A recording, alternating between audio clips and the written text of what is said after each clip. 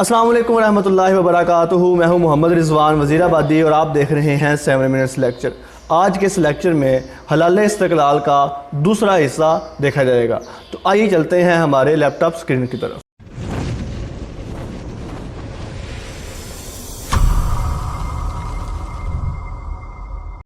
بسم اللہ الرحمن الرحیم.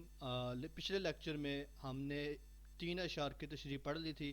اگر ابھی تک آپ نے وہ لیکچر نہیں دیکھا تو اس کا لنک ڈسکرپشن میں ہے، آپ وہاں سے لیکچر کو دیکھ سکتے ہیں.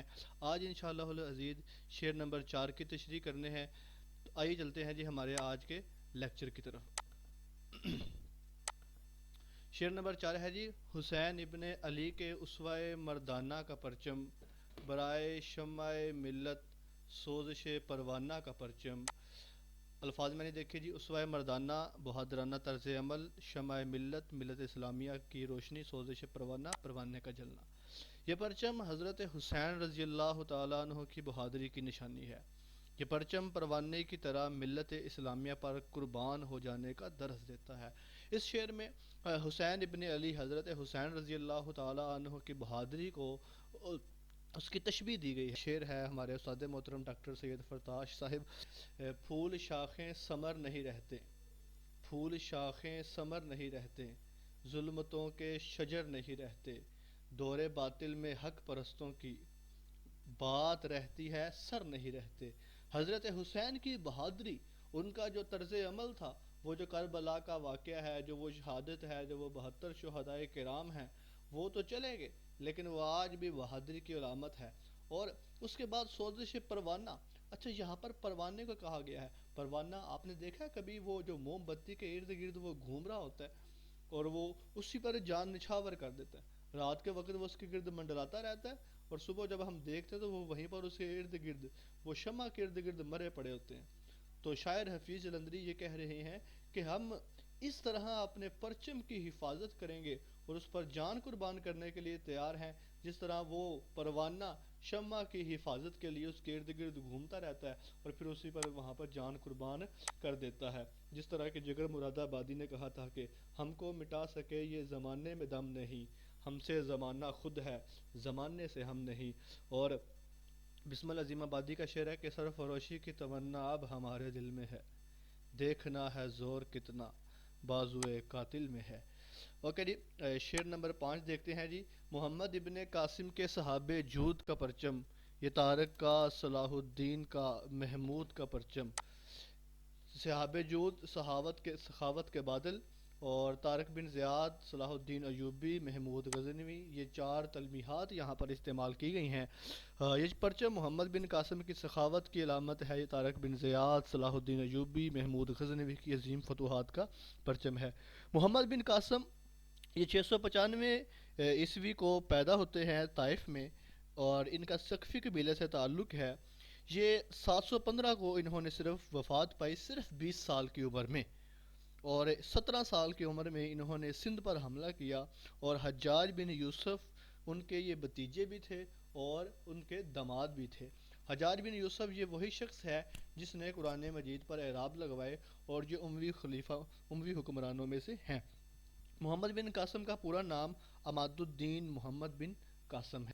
انٹرمیڈیٹ پارٹ 2 میں باقاعدہ اس پر ایک سبق بھی ہے پہلی فتح کے نام سے، جو کہ نسیم حجازی نے ناول لکھا ہوا ہے محمد بن قاسم کی زندگی پر، وہ پڑھنے کے لائق ہے. دوسری تلمیح جو یہاں پر استعمال کی گئی ہے یہ طارق بن زیاد کی ہے.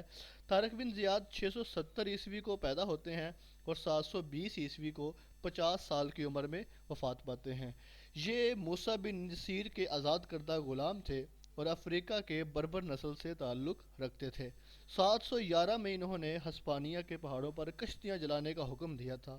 اور یہ وہی شعر ہیں کہ جس کے بارے میں وہ فارسی کا قطع ہے کہ ہر ملک ملک ماست، کہ ملک خدائی ماست، کہ دنیا کا ہر وہ ملک ہمارا ملک ہے، کیونکہ دنیا ساری کی ساری جو ہے یہ خدا کی ہے. اور ہمارا تیسرے نمبر پر جو تلمیح صلاح الدین ایوبی کی استعمال کی گئی ہے، ان کا اصل نام صلاح الدین یوسف بن ایوب ایوبی تھا اور یہ 1138 عیسوی کو موجودہ عراق کے شہر تقرید میں پیدا ہوئے. یہ عالم دین بھی تھے اور حافظ قرآن بھی تھے. انہوں نے وقت کے مشہور عالم دین قاضی ابن ارسطون سے تعلیم حاصل کی۔ ان کے والد محترم نجم الدین صاحب تقرید کے قلعہ دار تھے اور پھر وہیں سے انہوں نے اپنی منزل کو آگے بڑھایا۔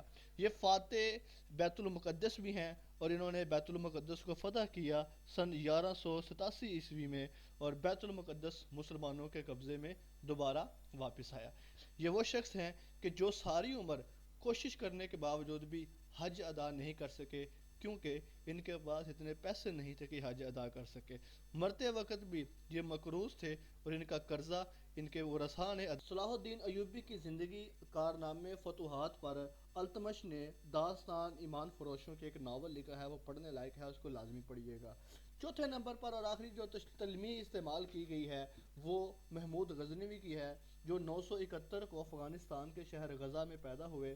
ان کے والد محترم سبکتگین تھے جو کہ غزہ کے حکمران تھے، اور انہوں نے محمود غزنوی نے غزنویہ سلطنت کی بنیاد۔ ان کی وفات 1030 عیسوی کو ہوتی ہے۔ محمود غزنوی نے ہندوستان پر 17 حملے کیے اور سب سے آخر پر ہندوستان کے سب سے بڑے مندر سومناتھ کو تباہ و برباد کیا، اور وہاں پر ایک عجیب و غریب بت لٹکا ہوا تھا جو کہ چھت کے ساتھ معلق تھا اور درمیان سے خالی تھا۔ اس وقت وہ بڑے حیران ہوئے، لیکن ان کے ساتھ اس وقت کے مشہور مفکر اور موجودہ سائنسدان جو بھی نام مشہور ہے البیرونی، انہوں نے ان کو بتایا کہ یہ دراصل اس کے ساتھ مقناطیس ہے، میگنیٹ ہے، جس کی وجہ سے یہ چھت کے ساتھ لٹکا ہوا ہے۔ اس وقت کی تمام ہندو برادری نے ان کو یہ کہا کہ ہم سے سونے جواہرات لے لیں لیکن اس بت کو نہ توڑیں، لیکن محمود غزنوی نے کہا کہ میں بت فروش کی بجائے بت شکن بننا زیادہ پسند کروں گا، تو انہوں نے وہ بت کو توڑ دیا اور بت شکن کے لقب سے مشہور ہوئے۔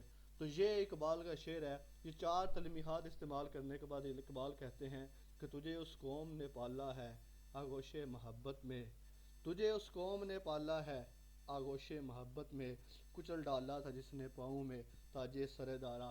اور شعر نمبر 6 اور آج کے لیکچر کا آخری شعر ہے جی، کہ یہ پرچم ہے نشاں عالم میں فتح و کامرانی کا، زمین پر ابر رحمت ہے نوید آسمانی کا۔ عالم، دنیا، فتح، کامیابی، کامرانی، غلبہ، ابر رحمت، رحمت کا بادل، نوید آسمانی، آسمانی خوشخبری۔ یہ پرچم فتح و کامرانی کی علامت ہے، زمین پر رحمت کی بارش ہے، اللہ کی طرف سے کامیابی کی خوشخبری ہے، اور سروں پہ سایہ فگن کرم کی عجب ردا ہے یہ سبز پرچم، خدایا اس کو بلند رکھنا میری حیا ہے یہ سبز پرچم۔ پرچم اللہ تعالیٰ کی فتح و کامرانی کی علامت ہے، زمین پر رحمت ہے، اللہ تعالیٰ کی نصرت اور اس کی تائید کی علامت ہے۔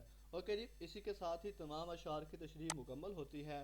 یہاں پر خلاصہ آپ کی اسکرین کے سامنے ہے، اس کا اسکرین شاٹ لے لیجیے۔ امید ہے کہ آپ کو یہ لیکچر پسند آیا ہوگا۔